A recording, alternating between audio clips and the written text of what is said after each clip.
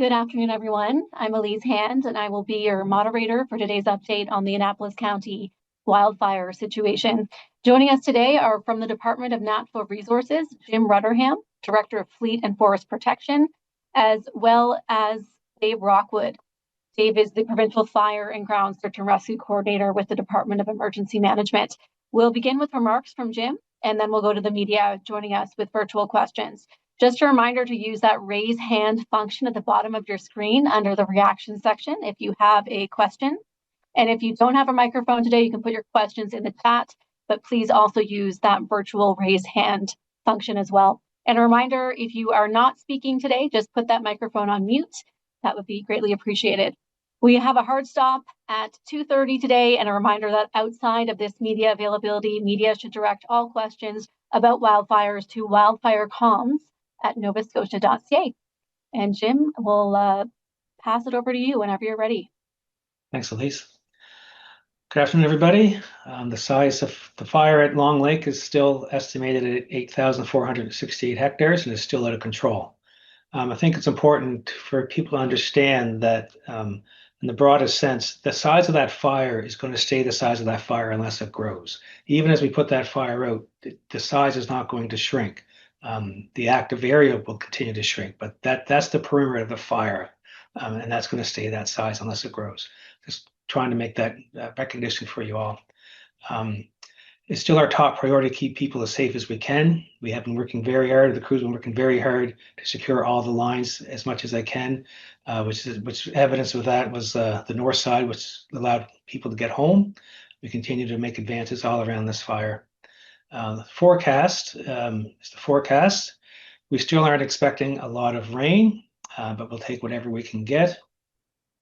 Now that we're in September, the fall temperatures, the fall season is almost upon us, and everyone starts to notice now that in the morning there's more dew, and it's get cooler down in the evening more, and through the night it's cooler as well. That all helps us fight this fire and get it under control, which means that the burn period through the daytime is starting to get smaller. That's all things that we take into account and all things that help us progress to get this fire under control. We still need to have lots of rain though. There's a number of ground crews still on scene. There's crews from Ontario, from Quebec, our own firefighters there as well, and a multitude of municipal fire departments who are rotated through the help of the Department of Emergency Management to help contain this blaze as well. There's we still have our tanker group from Northwest Territories on this fire. We have 10 contract helicopters on this scene as well, and our DNR helicopters remain in Shubenacadie to help with initial attack around the province. There are approximately 30 pieces of heavy equipment that are contracted to help fight this fire as well. They still remain. Over the weekend, we do have a couple crews from Ontario that are leaving. Their time is up, and we'll be bringing back in a crew from Quebec and also a crew from Nova Scotia as they all rest and get back into the scheme of things as well. We continually plan our resources to make sure that we have enough people there that are well rested and ready to fight this fire and continue to work on it. In the province right now, we still have the 2 active wildfires, Long Lake, of course, which I just talked about, and there's still one in Cumberland County. It's still there, but it's been contained and has been contained for some time. They're just being very cautious, as they should be in that county, to make sure it's completely extinguished before they call it that. The whole western end of this province is still very drought deficit, as well as Hants County and Cumberland County. So they're being super cautious, as they should be, to ensure that fire is extinguished before they call it extinguished. We have not responded to any wildfires in the last couple of days, which is very good. And we continue to balance our resources in province with local knowledge to work with the province, the resources that we bring from outside of province, so that we can maintain this fire and manage it to the best of our ability. Dave Rockwood from the Department of Emergency Management is here to answer any questions about evacuation orders, partner coordination, or structure protection in the Nova Scotia Guard. Thank you. Thanks very much, Jim. We'll start with a question from the Annapolis Valley Register. Go ahead. Good afternoon. Thanks. Thank you. Jim, just with the Ontario crew that's leaving, is that the incident command team that's leaving? No, it is not. They're halfway through their deployment with us. This will be ground crews, firefighting crews that are leaving. And is the same number leaving that is coming in to replace them, or will we have any more after the weekend? Same number. We're same number going out as coming in. Thank you. Thanks, Jason. Ella McDonald with Global News. Hi, thank you so much, Dave and Jim and Elise as well, and everyone for doing this.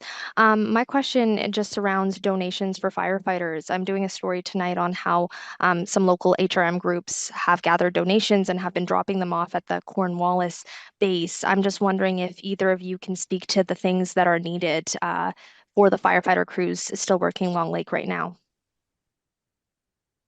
They should have all the resources they need. I mean, they're being fed and housed at Cornwallis. Any donations should probably be directed to the Salvation Army, where they could be spread to the people that have been evacuated. Sorry, I should clarify the donations that Cornwallis, I spoke with them earlier on the phone, are looking for things like food ingredients. Earlier it was socks for firefighters that were dropped off and liquid IV as well, which were all things that they were asking for from this local group. So I'm just wondering if there are still other ways people can support the firefighting effort, or if you would prefer to direct that at locals in the area. Yeah, we would still prefer that be directed to the locals. Again, our crews are being taken care of by us and the people at Cornwallis, so those needs should be all taken care of. Okay, thank you. Thanks. I don't think I have a follow-up. And Dave, did you have anything you wanted to add there? Yeah, no, I want to echo Jim in this. Any donations should be going towards the Red Cross and the evacuees. We're supplying everything and anything that we are needed for our VFD crews. Our VFD crews are going home nightly, and they're being supplied through the incident with fuel and meals as well. And yeah, it's the evacuees that need the assistance at this point. And just to clarify, VFD is volunteer firefighters. Is that right, Dave? Yes, volunteer firefighters, sorry. Okay, no problem. Thank you. Natasha O'Neill with City News.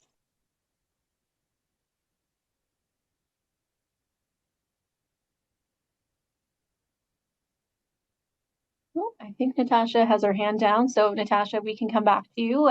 Can't hear you right now, but we'll come back to you in case you did have a question. Oh, go ahead. Unmute. Wrong No button to click. I was just wondering, Jim, if you could describe a bit more the fire behavior that we're seeing today. I know that it sounds quite positive from what we're hearing. Sorry, can you just repeat the first of that question? My ears are not good. The fire behavior, are we seeing lots of flames still, smoke? Like what does it look like on the ground? Yeah, there's still lots of smoke popping up here and there. Not certainly like it was when it goes, but there's little spots where the smoke would pop up on numerous occasions. If it got really hot this afternoon, you might see some flame in spots, but again, the crews are working very carefully to extinguish the stuff and to shore it up all around. The mornings with the fog, of course, there's moisture and fog, and the cooler temperatures are certainly helping the effort as well. It just keeps that fire from, if it's going to come to life, keeps it from coming to life that much later. So the crews can really get some good work before things start to pop up and takes them away from where they want to be. So the morning behavior is very conducive to helping us with this fire. Awesome, thank you. My second question, Dave, could you just kind of overview about how the re-entry plan went yesterday and what else we kind of need to see on the ground for the next re-entry for those other residents that have been away from homes?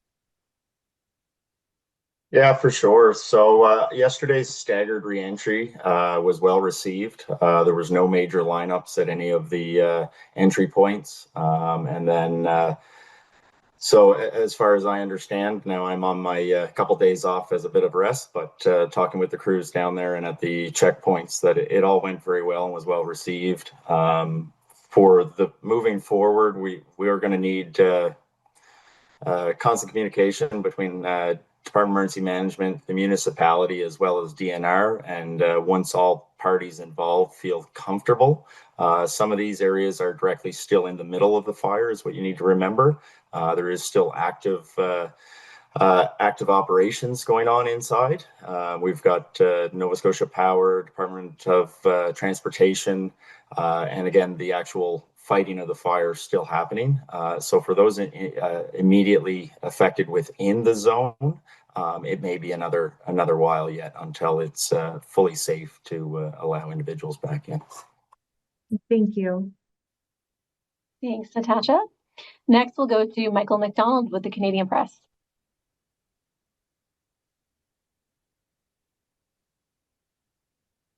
Hi, thanks very much. Just a couple of questions. Dave, earlier you talked about the size of the fire, and you suggested that there may be some confusion about how to describe that. I'm wondering if you could expand on what you meant. I believe that was me. Yeah, that was Jim. The size. Oh, So sorry, Jim. Yes. that's fine. I've had a few questions from people thinking that the fire size, as we start to put this out, is going to shrink. The fire size is not going to shrink as we put this out. So it's the size is the perimeter of that fire that burnt. As we start to put it out, it's still going to be the same size. It's just going to be put out from. It's just going to be put out. It's hard to explain that really in a easier sense, but it's like a big pizza. That's the size of that pizza. And as you take all the toppings out of it, you put in the fire within that, but it's still that same size. Does that kind of make sense? Yes, I understand. Okay. And earlier, Jim, you said that we continue to make advances all around this fire. Again, can you expand on what you meant by that? Certainly. So with the heavy equipment, with the aircraft, and with the ground crews, the first part about getting this fire under control is to try to reinforce the boundaries and make them as tight as you can, either by removing the fuels or by wetting down the fuels with water from above, from the aircraft or from the ground crews, so that you have a defensible line all the way around the fire. And that's what they continue to do. And as they build this line more and more, they start to go inwards towards the fire, towards the interior, and make that even wider and wider. So that's what I mean by building it up and making it as tight and controlled as they can. Thank you. Thanks very much, Michael, and thanks, Jim and Dave. Any other questions? I'm not seeing any other hands raised, but I'll give it a minute. See if we have any more questions online.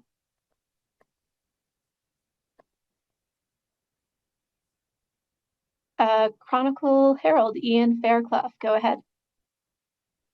Thanks. Jim, just looking at the Barrington Lake fire, it was after it was declared under control, it was about 6 weeks to put it out. But as you said, that was a spring fire. With this one burning as deep as you've been describing, once this fire is under control, how much time do you think it will take before it's truly out? And as someone's jokingly, but probably not suggested yesterday, is a winter of snow what's going to be required to fully to get us to the point of declaring it fully out? Yeah, that's a real difficult question to answer for sure. It's we still have to get this fire being held, and then we have to get it under control. Extinguish is a long ways away, and it is a late summer fire with all the fuels available to burn that did very deep. It's a hard question to answer. We will. It would help us if we got some substantial rain in the next little while, but we'll continue to maintain our effort as long as we need to make sure this fire is not going to move again. I know in Barrington Lake and Tantallon in 2023, we did bring in infrared, and I'm sure we'll do that again on this fire just to find out where we have to be. But it's going to be quite some time before this fire is declared out.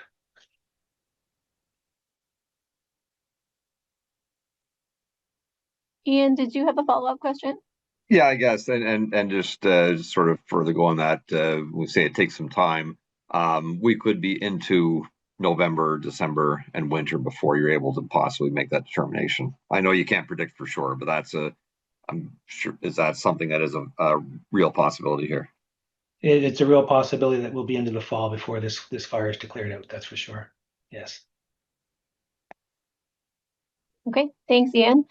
Sheldon McLeod with MBS Radio. Thank you. I have a question for Dave. I heard you say that there were crews from BC who were quite surprised by some of the homes that were equipped with sprinklers, and that the firefighters and the team should really take it as a sign of success for the amount of work. Could you just elaborate a little bit on that for us? Yeah, absolutely. So this was the largest structure protection operation ever conducted in Nova Scotia. We had equipment stretched out over approximately 10 kilometers. It's never been done to this scale in this province. We use a triage system. Our number one priority is the safety of our firefighters and the public. We look at what is defensible and not defensible. We also look at water supply and the logistics of moving water. Just to give you an example, the first Sunday that our system was tested, we had moved just shy of three quarters of a million gallons of water in a 24-hour period around that community, and we considered that quite successful. When I left on the last Sunday, and I don't mean I left the area, I mean I pulled safely to a safe location off Morris Road, I didn't expect anything to be left. We were looking at 200-foot flames peeking over the ridge, and yeah, quite frankly, it's amazing that the structures that are there are still there with the fire behavior that we've seen. And I believe Jim could attest to this, but we had fire weather indices in the Lawrencetown area that day of 54, which are nearly unheard of in Nova Scotia. In my 20 years fighting wildfires, I've never seen that. Our drought codes are exceeding 500, which means there is no water in the ground. So fuels such as hardwoods that usually we would feel comfortable around are not stopping. They're sustaining fire. And of the 88 structures we directly had structure protection on, we lost 3. And that is that's a testament to the amount of work that the volunteer firefighters did around the community. And again, this was the largest structure protection operation in the province. And yeah, I really, that there is anything left is just an absolute testament to the work that was put in around by the volunteer firefighters in the community, and as well as the amazing work being done in the woods by the DNR personnel.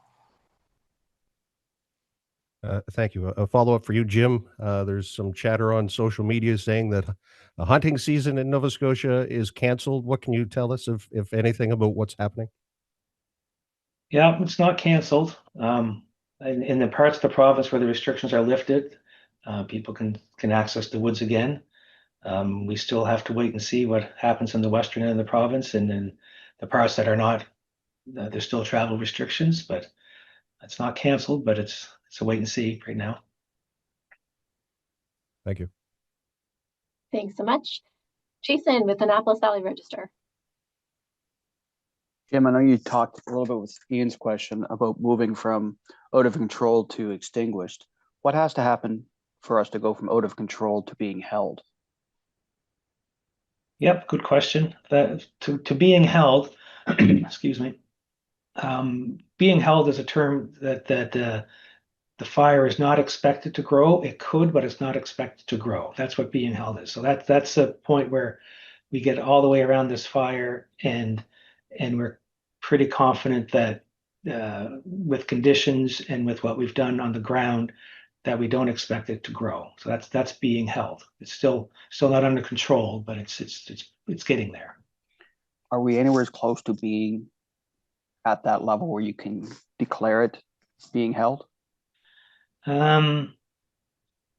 We get closer every day, I guess is a fair way to say it, and we still have to watch our weather. You don't want to be too quick to do that, because we still have an active wildfire over a large area, and we still have weather that's really not cooperating with us, and it's all and it's all welded together so tightly that it takes one to not be there to make it bad. So we're just still watching it very closely. I really hope, I can't wait to be able on these pressers and tell you guys that we've changed the status, but we're just not there yet.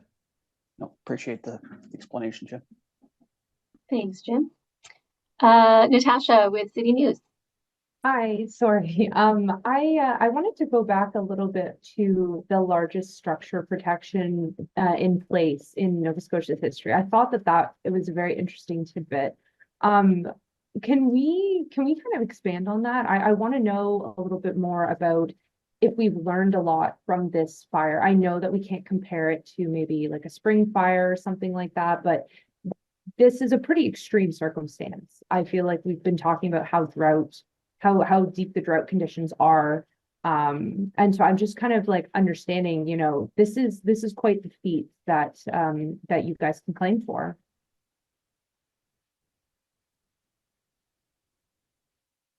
Yeah, absolutely.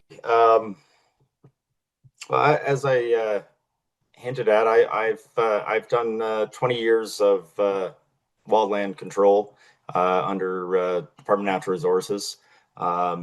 In that time, we did do smaller structure protection on large events where we could. Sometimes you just don't have time, and sometimes you just don't have the equipment.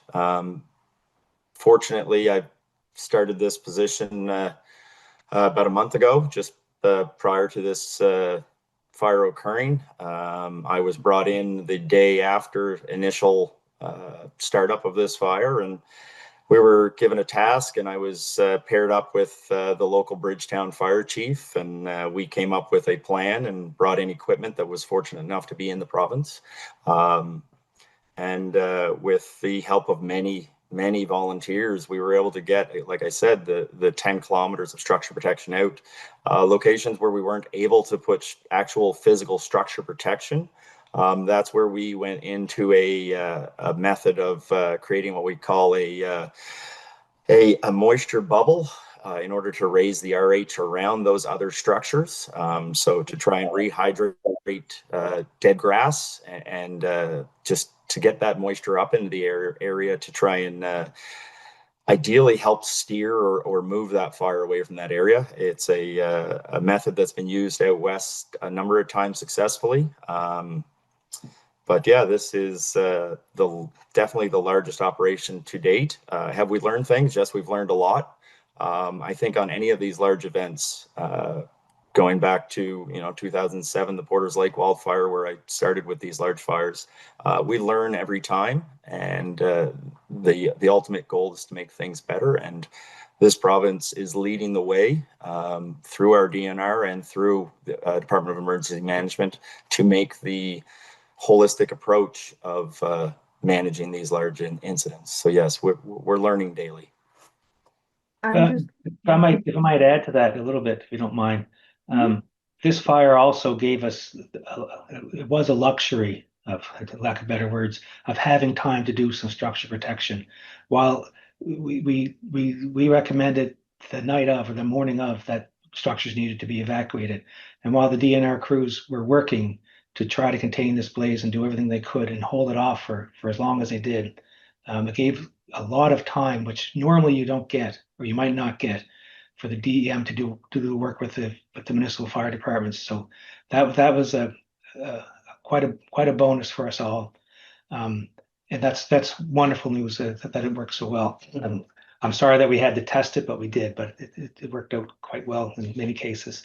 Another thing, though, we should discuss as well is that in order for that to work in any location, people have to try to themselves to have their properties ready for this kind of an event, whether it's there or not. Dave mentioned defensible properties and stuff. Yeah, there's fire smart stuff that everyone can do on their own properties to help with these efforts should it ever come to your neighborhood. So it's all part of everyone's plan to make everyone safer, but everyone has to take a part in that as well. You took my follow-up there, Jim. So thank you for that. I appreciate it. Sorry about that. Thanks, Natasha. No, that's great, Jim. Thank you. Carolyn Ray with CBC. Yeah, Dave, I just wondered if you can give us context. You say largest ever effort to do this. Can you talk about the comparisons of the past efforts? What was the previous largest? Past circumstances where I've worked, it's been 3 or 4 cabins. I've worked on large operations out in BC and Alberta where we've looked at larger options, but in Nova Scotia, it's been as Jim hinted to it. Time makes a big difference, and we were given an opportunity, and we went with it this time. And through the valiant work of the DNR firefighters to hold the fire at bay as long as they were able to under these conditions, which is no small feat in any way, shape, or form. They've been going through absolute hell in the woods. Is no other way to say it. And it bought us some time to raise the RH and to get equipment in place. So there really is no comparison in this province for the size of the scale of this structure protection operation. And Dave, you mentioned your emotions and your thoughts as you were leaving that day, and you thought you were going to lose all these buildings. How are you feeling about this now?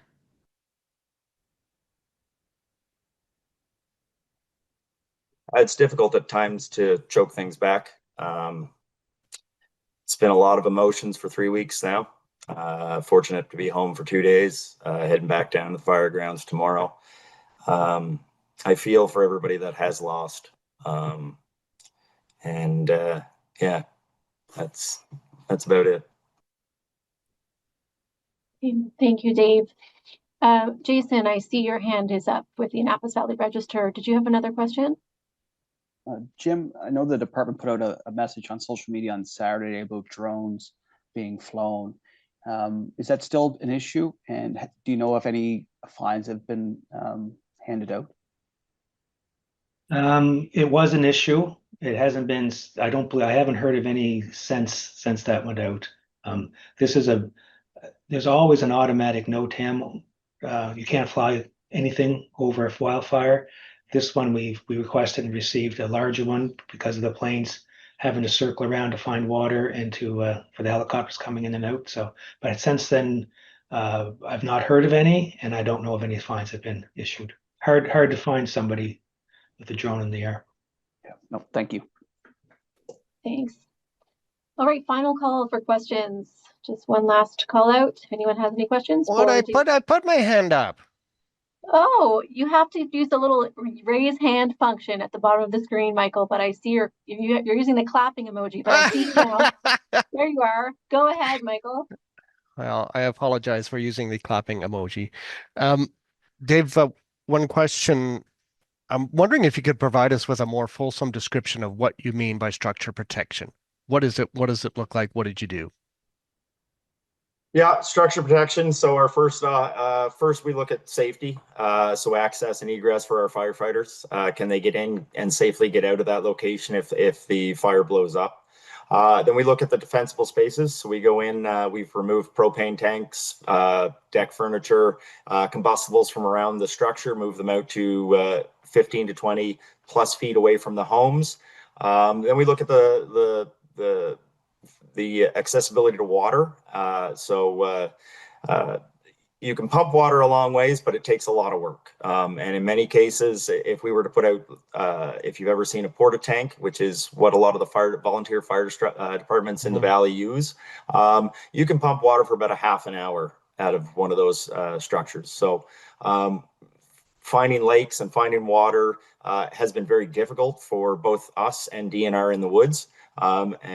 We've actually had to move water from down in the valley or halfway down the mountain and get it to the hill to refill ponds to get it to a point where we could actually use those bodies of water to protect the structures. It's taken a lot of man hours and a lot of equipment to do such.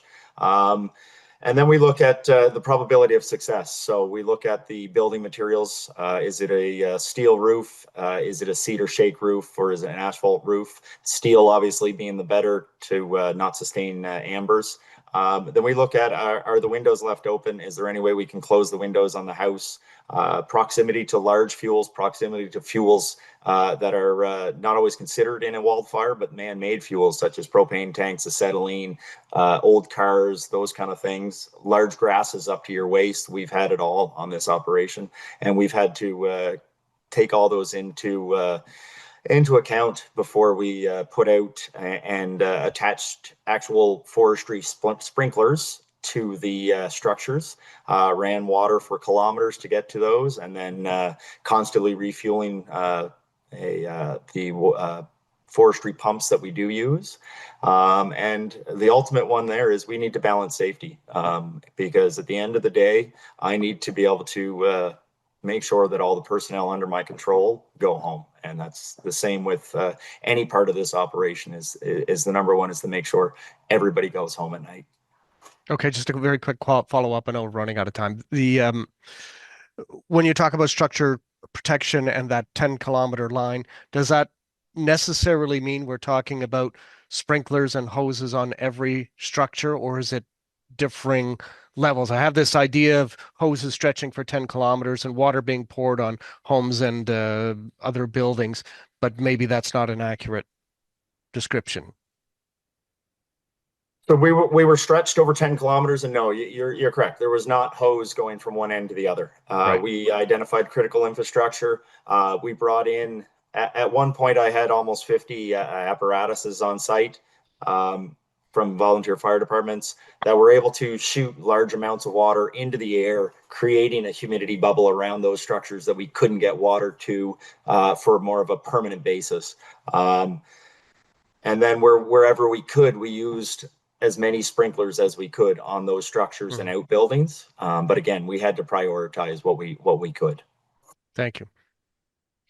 I'll give the final question to Ian Fairclough. Go ahead, Ian. Yeah, just following up on that, curious as to whether all the structural protection units, sprinklers are still up on the houses where they were, or if some had started to be moved to Trout Lake in anticipation when you thought the fire might have been heading that way. Yeah.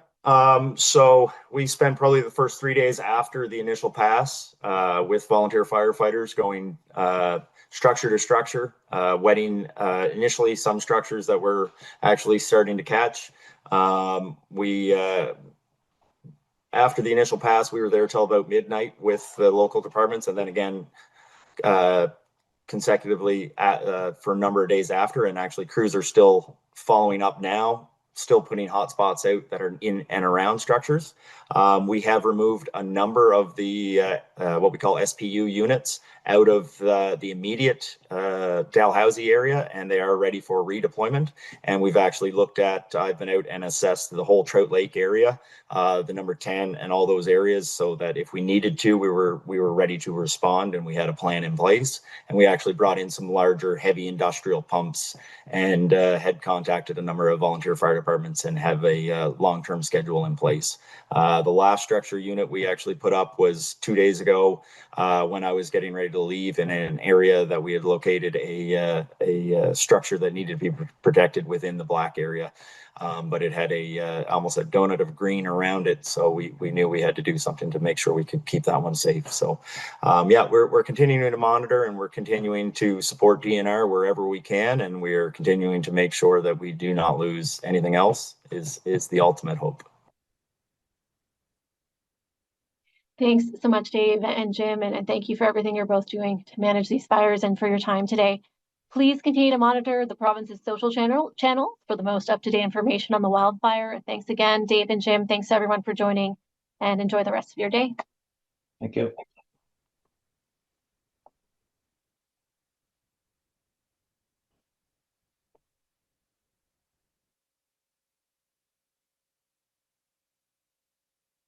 Recording stopped.